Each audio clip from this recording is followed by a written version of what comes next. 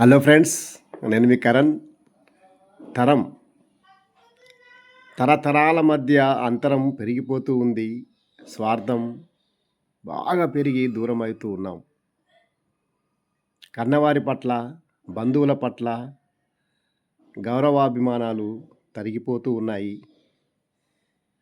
నేను, నా వాళ్ళు అనే భావన వస్తే ఇవన్నీ దగ్గరవుతాయి.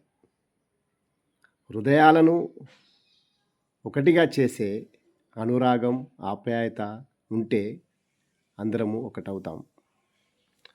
మనిషిగా జన్మించాక మనిషి ధర్మం పాటించాలి.